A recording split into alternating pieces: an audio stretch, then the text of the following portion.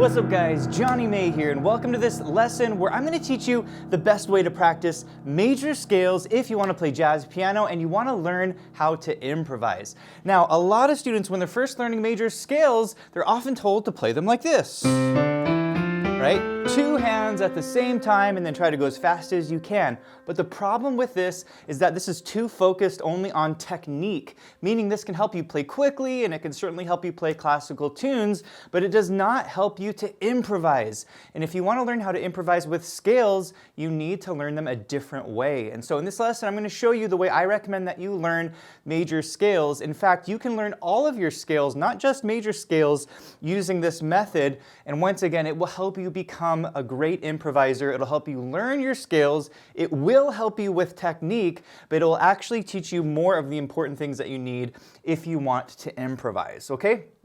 So we're going to get right into it. I'm going to teach you the exercise. It is a very simple exercise. I'm going to explain how it works. And don't just learn the exercise and leave the video, because then you won't learn how to use it. So you really need to understand this, not just the exercise, but how it works and then how you can use it to improvise. So be sure to watch all the way through the video so you have full understanding. All right, you ready for the exercise? I'm going to play it for you and then I'm going to break it down. And I'm just going to warn you, it's going to sound a little bit weird when I first play it, but when I break it down, it's going to make a lot of sense. Here's how it goes. And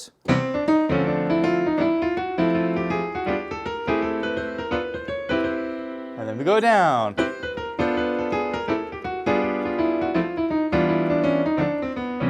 Okay, so you're probably hearing that and thinking, Jonny, what the heck? That sounds nothing like the major scale. Well, guess what? It actually is the major scale, except the way I'm practicing it is with a really amazing jazz soloing technique called enclosures. And it's such an important technique to learn, this enclosure technique, that if you want to learn your scales, it actually helps to do both at the same time. Practice the major scale and the enclosure. Okay, so I want to explain what we're doing here. And basically, I'm playing the C major scale in this case, and you probably know the C major scale is all white notes, but I'm adding a lot of extra notes to the major scale, okay? And so here's how it works. Usually when you're playing jazz, you improvise with scales, right? Like the C major scale. And sometimes when you're changing chords, like maybe you're going from a C to an F chord, and maybe I want to create a cool little line with my C major scale, right? And I want to get to maybe my A, but I want it to sound kind of jazzy. Well, I might play it like this, right? I might add some of these black notes to what I'm playing. Well, guess what? This is called an enclosure, and it's one of the most important things to learn if you want to basically improvise jazz lines.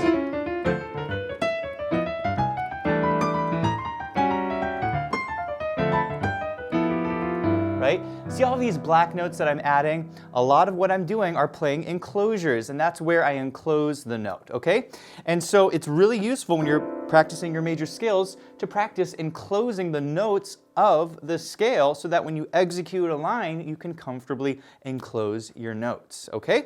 So let's talk about an enclosure. What is an enclosure? Well, an enclosure is when you're targeting a note. In this case, I was trying to target the A, and instead of just playing the A, I go to a lower neighbor, that's an A flat, an upper neighbor, that's a B flat, and I drop into the A. Okay, that's called a lower enclosure. You can also do what's called an upper enclosure. That's where you go B flat, A flat, into the A. Okay, so I'm enclosing or wrapping the note with some kind of darker sounding notes, getting a little spice in there, okay? And so this is really useful. Let's say I'm playing a C chord and I want to come up to the E like that. Well, I could play it like that, or I could go like that. I enclose it. Or the C, if I'm coming down to C, right, I can enclose it like that. So it's a much more interesting way of playing jazz and improvising. So once again, it's very useful if you're practicing scales, if you're learning scales, not to just play them up and down the piano, right, like a classical musician would, but to actually practice enclosing each of the notes of the scale, because this is deeper learning. You're not just learning the notes, you're learning how to surround or wrap the notes. And so once again, it will take your improvisation to such a high level, because at any point, you know, if I'm going for a chord like a G7, right, you know, I can go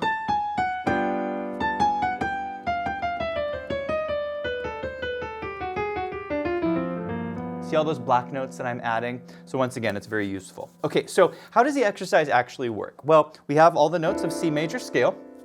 I already mentioned that to you, but you're not just going to play the scale like this. You're going to enclose each note, okay? So we're going to start on C, and instead of going just C, D, we're going to go to D first. We're going to go C, D, but then we're going to enclose the D. Okay, so C, and let's enclose the D. Now we're going to go upper neighbor, lower neighbor into the D. So we go, and that actually becomes the second note of the C major scale. Okay, so once again, we're putting the D kind of on beat 3. 1 and 2 and 3. Does that make sense? And we're enclosing it from the top. Okay. You could also enclose it from the bottom. You could go like that. We will enclose it from the bottom on the way down, so we're practicing upper enclosures on the way up. So once more, we come C, D, and then enclose it, okay? And then we're gonna do the same thing for E. We're gonna go E, and then enclose it from the top. So, you with me? And then we're gonna go to the F, and then we're gonna close it here. Make sense? So we're enclosing all the notes. Then we enclose the G. You with me? And then the A. You with me? And then the B. Enclose it. Upper neighbor, lower neighbor into the B, and then into the C. You with me? And now what I've just done is pretty incredible. I've practiced all the notes of the scale. I've put C on beat 1. 1, 2, 3, 4. 1, 2, 3, 4. Makes sense?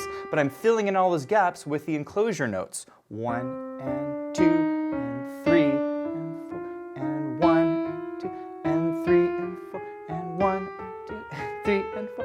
1 and 2 and 3, 4. Okay? And this is how you develop soloing, is you learn how to wrap notes. You learn how to sort of dance around the notes. In this case, I'm using a lot of chromaticism to create some dark colors. And once again, this is how jazz musicians improvise.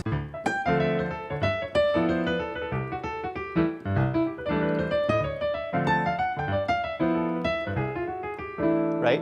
I'm enclosing a lot of the notes from the scale, and that's what gives it this really hip sound, okay? Now, in addition to this, I like to add jazz chords to my left hand to harmonize the enclosures in my right hand. So you're not just gonna play,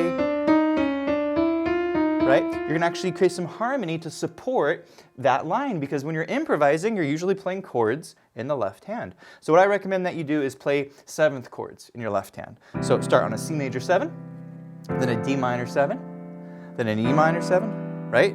These are all white notes, F major 7, G dominant 7, A minor 7, and B half diminished 7th. Okay, these are called the diatonic 7th chords. They're all the 7th chords that come from the major scale, and with this you'll be able to harmonize your enclosures.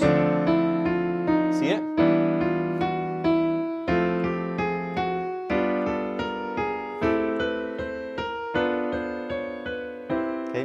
Now, before we go any further, if you're enjoying this lesson, please hit the like button, and if you're new to the channel, be sure to subscribe for more videos just like this. We love talking about improvisation and jazz on this channel, okay? One thing I want to mention is the fingering, okay? A lot of students struggle with the fingering. There are different fingering options. For me, I like to go like this, thumb. So I go 3, 2, thumb, 3, 2. That can trip a lot of students up. You see that one? 3, 2. You see it? 3, 2, 3, 2. Get that on the B, okay?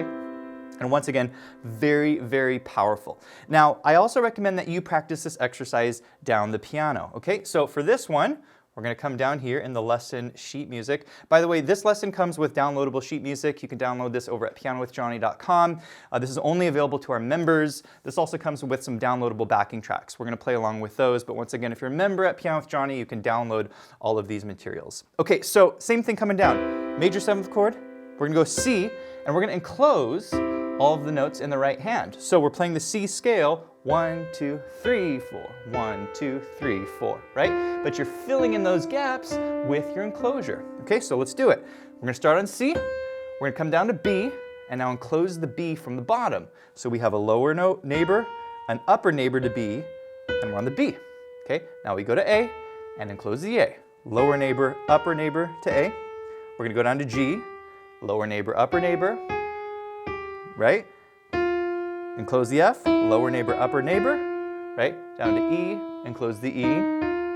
Down to D, and close the D. And now we're going to enclose the C. Okay, is this making sense? So we did the same thing that we did on the way up, but this time we're coming down the scale and we're enclosing from the bottom. Okay, and this is really important. If you want to improvise jazz and you want to, maybe you want to target, the A on this chord, you should be able to go from the bottom or from the top.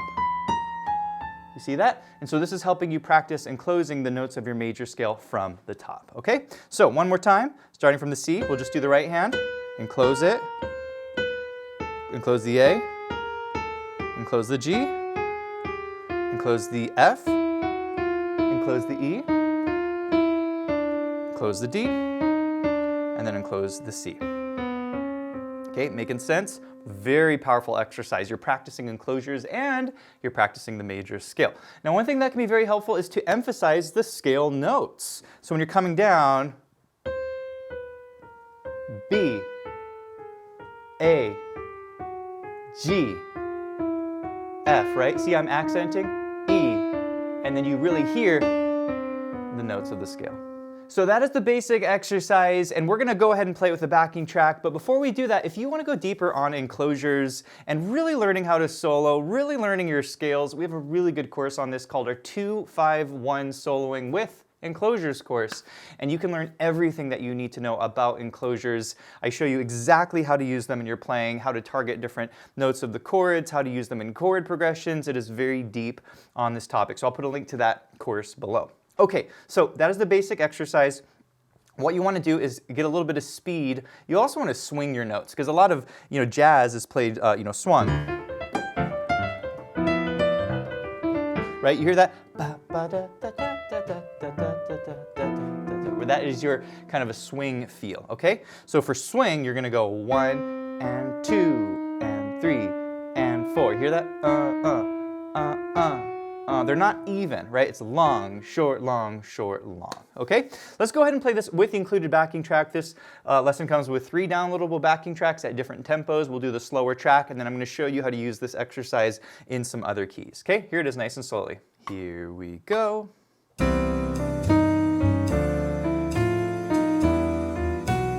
F, G, A, B, and down.